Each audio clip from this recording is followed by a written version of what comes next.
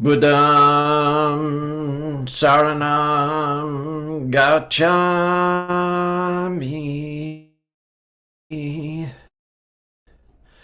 Dhammam Saranam Gacchami Sangham Saranam Gacchami. I go for refuge in the Buddha. I go for refuge in the Dharma. I go for refuge in the Sangha. Buddham Saranam Gacchami. Dhammam Saranam Gacchami. Sangham Saranam Gacchami.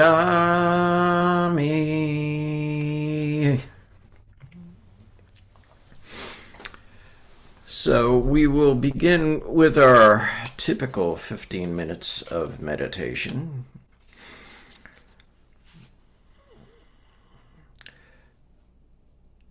To cling to oneself as Buddha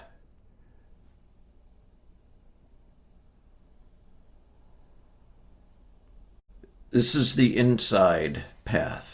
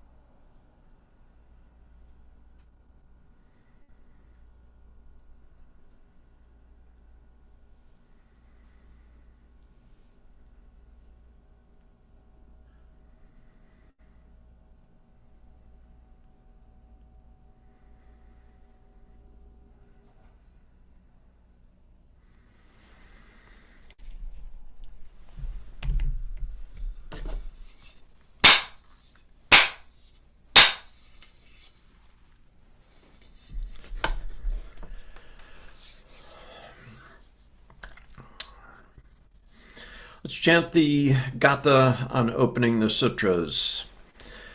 This Dharma, incomparably profound and minutely subtle, is rarely encountered, even in hundreds of thousands of millions of ages.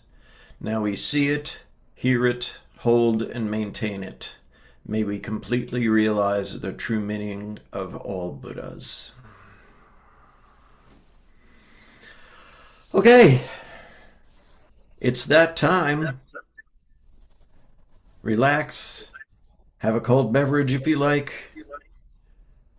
Put your feet up. And I'm hearing a little bit of echo from myself. So, yeah, just went away.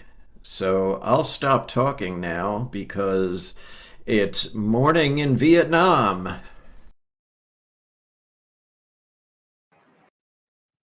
Thank you. With a wish to free all beings, I shall always go for refuge to the Buddha, Dharma, and Sangha until I reach full enlightenment. Enthused by wisdom and compassion, today in the Buddha's presence, I generate the mind for full awakening for the benefit of all sentient beings. As long as space remains, as long as sentient beings remain, until then, may I too remain and dispel the miseries of the world. This is a synopsis of the Bodhicitta prayer by Shantideva. And when I conduct my personal practice, if I'm going to do anything besides meditation, I always begin by reciting that prayer. Because it's my intent to set my mind so that I hopefully can better practice that bodhicitta spirit that that we all try to aim for.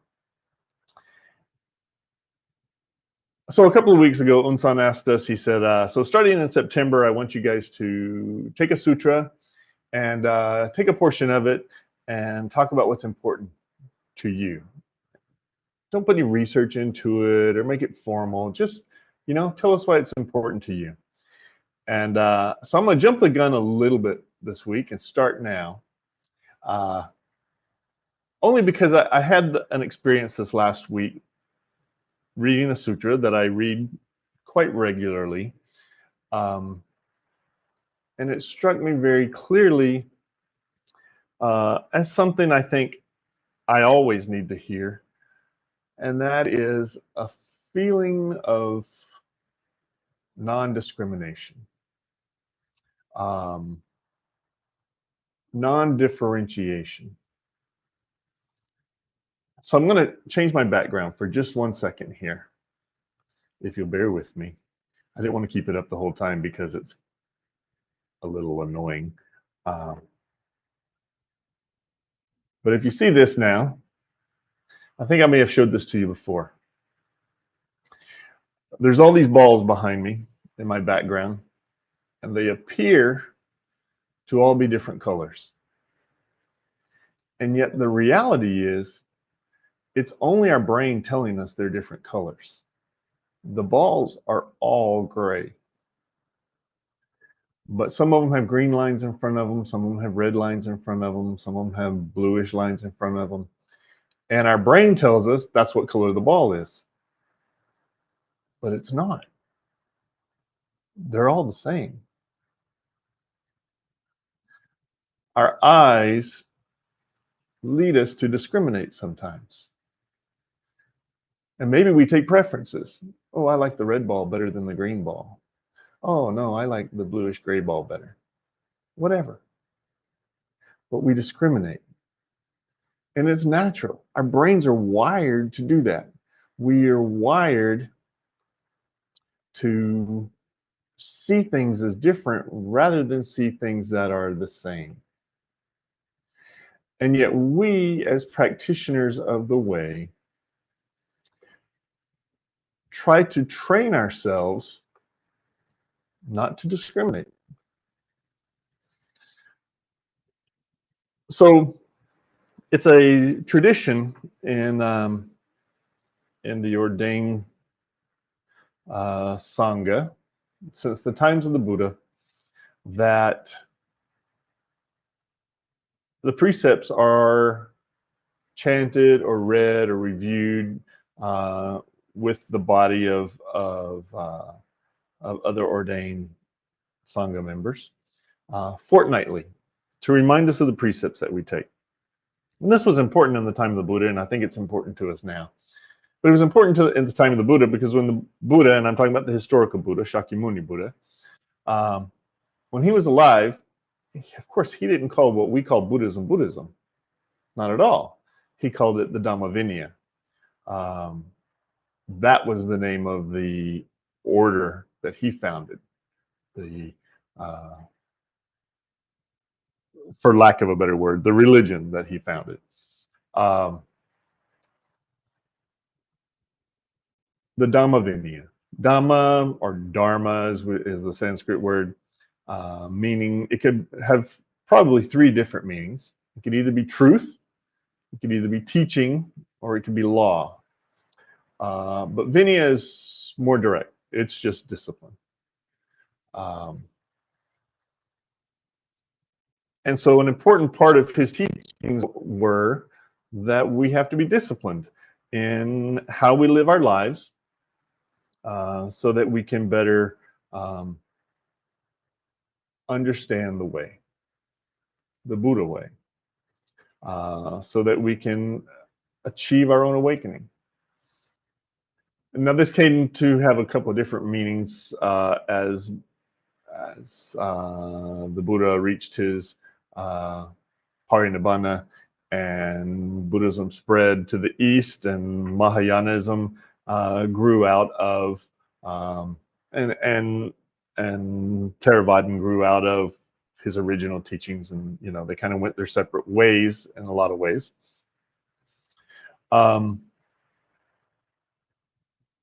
But what struck me was I was reading this last week, as I try to do regularly. I was reading from the Brahma's Net Sutra, sometimes called the Brahmajala Sutra.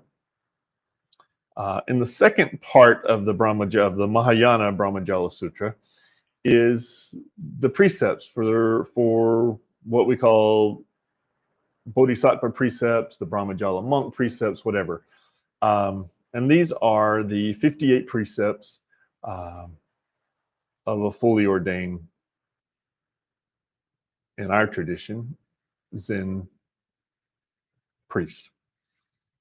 And these 58 precepts are considered the 10 major precepts and the 48 minor precepts. Where am I going with this? Where I'm going with this is, so as I was reading these this last week, and I'm probably not as good as doing this fortnightly as someone might be doing if they lived in a monastery. But I was reading number 40, which is technically number 50, because it's number 40 of the minor precepts. And it struck me as the epitome of this bodhicitta spirit of non-discrimination. And I want to share that with you today. It's not very long.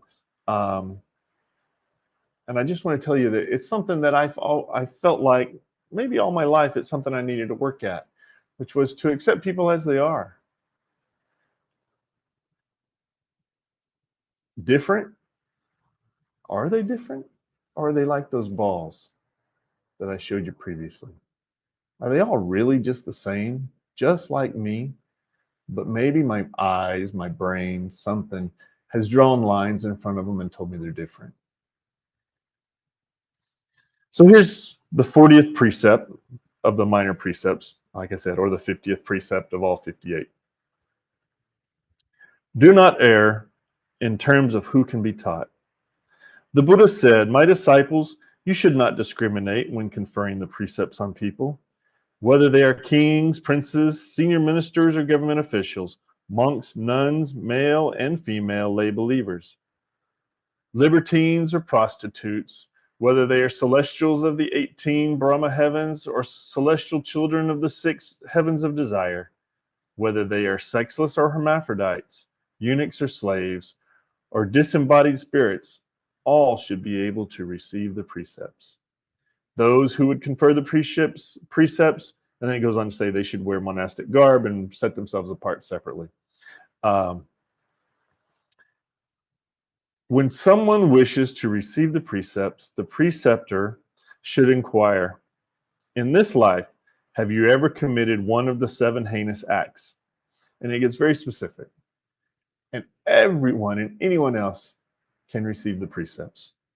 And it goes like this. The 7 heinous acts are wounding a Buddha, killing one's father or mother, killing one's teacher, killing one's preceptor, disrupting the Sangha, and killing an arhat. If someone has committed any of these 7 heinous acts, he or she cannot receive the precepts in this lifetime. Anyone else can receive the precepts. How enlightened this is. And I mean that because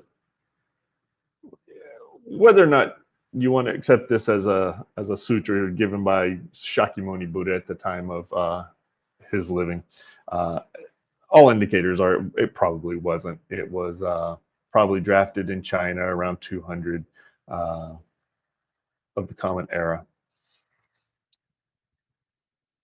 And yet, they realized at the time the Dharma and the precepts should be available to everyone. Everyone. Now that's a major redirection from where the Theravada tradition of ordinations went. And in the Theravada tradition, they were very specific. Basically, if you were not cis male or cis female, you couldn't be ordained. Period. And yet, we're talking 1,800 years ago or so in China, they realized that the Bodhisattva way was that the Dharma and ordination was available to everyone. We live in a society today that often discriminates. We discriminate based off of sexual orientation or identity. We discriminate based on gender, based on race, based on any number of things that we look at the balls and think that person must be different from me. And yet it's just colored lines making our brains think they're different. When in reality, they're all the same.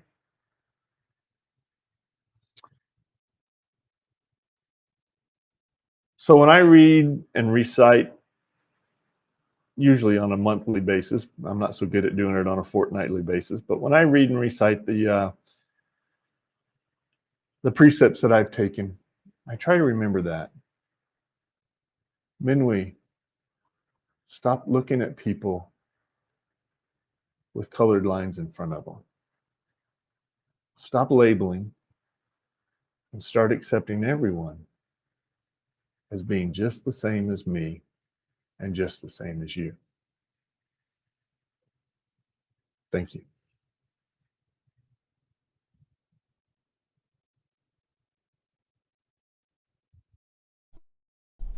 Thank you for your teaching, great Bodhisattva. So we'll resume our next 15 minutes of seated meditation.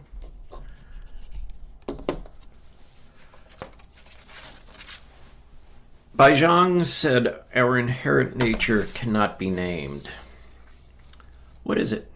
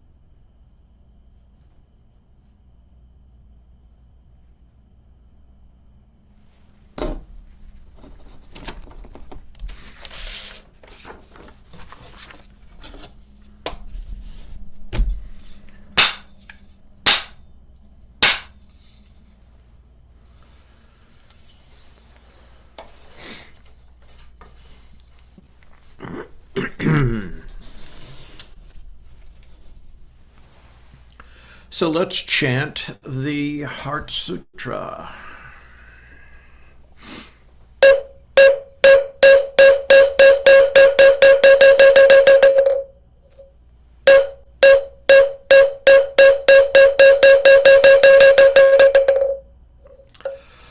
Mahaprajna Paramita Hridaya Sutra Avalokiteshvara Bodhisattva, when practicing deeply the Prajna Paramita, perceives that all five skandhas are empty and is safe from all suffering and distress. Shariputra, form does not differ from emptiness. Emptiness does not differ from form. That which is form is emptiness. That which is emptiness, form. The same is true of feelings, perceptions, impulses, consciousness. Shariputra, all dharmas are marked with emptiness. They do not appear or disappear, are not tainted or pure, do not increase or decrease. Therefore in emptiness, no form, no feelings, perceptions, impulses, consciousness, no eyes, no ears, no nose, no tongue, no body, no mind, no color, no sound, no smell, no taste, no touch, no object of mind, no realm of eyes, and so forth, until no realm of mind consciousness, no ignorance, and also no extinction of it, and so forth, until no old age and death, and also no extinction of them, no suffering, no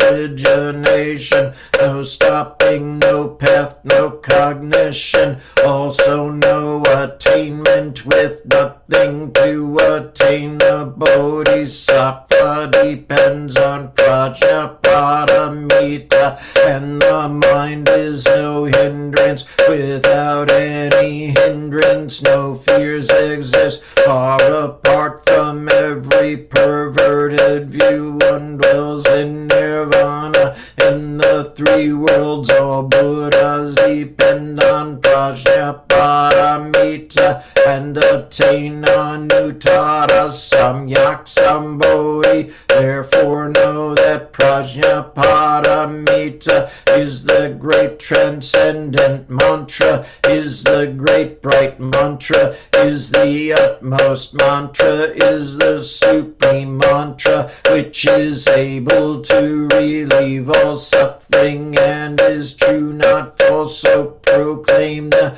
Prajna Paramita mantra. Proclaim the mantra which says Gate Gate Para Gate Parasam Gate Bodhisvaha. Gate Gate Para Gate Parasam Gate Bodhisvaha.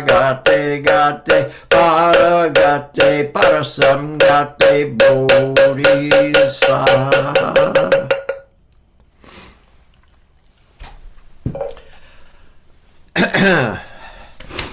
And let's do our personal dedications of merit. I've got a couple, and then I'll open it up for you.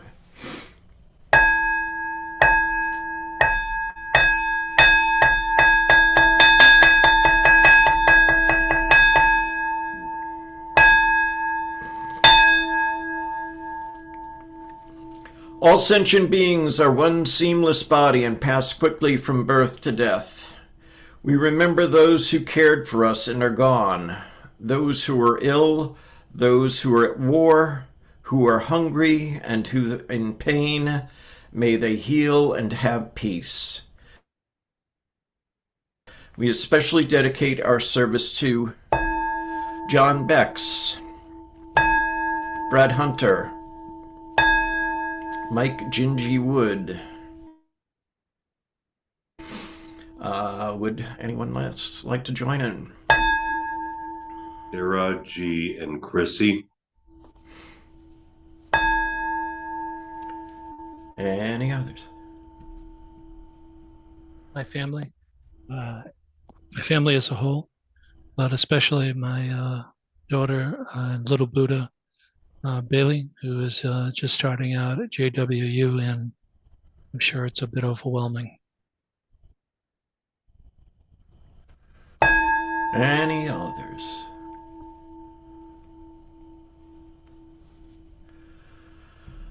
All beings in the 10 directions subject to the greed, hatred, and delusion of themselves and others.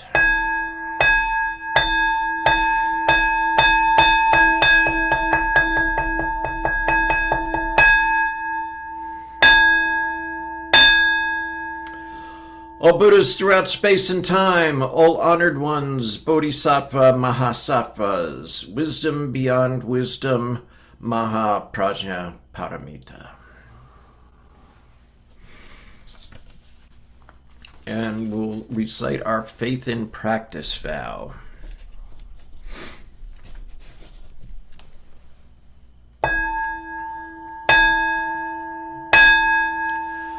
I will never retreat and will be firm in my mind in this correct Dharma. I will escape from the samsaric cycle of birth and death and definitely will see my original face. I will be sure to inherit the life of insight of the Buddha and save all sentient beings. Brother Hangdal.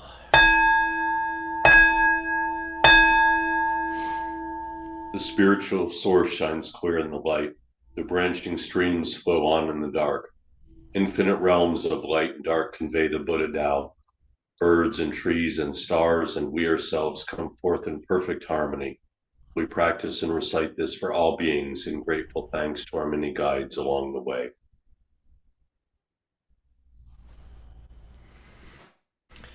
And we'll recite the 4 great Bodhisattva vows. Sentient beings are numberless. We vow to help them all. Delusions are countless. We vow to see through them all. Opportunities to awaken are infinite. We vow to embrace them all. The Buddha way is endless. We vow to embody it.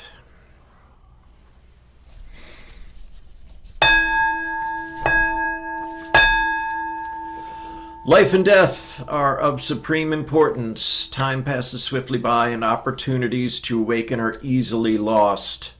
Strive to realize your true nature and do not squander your time by night or day.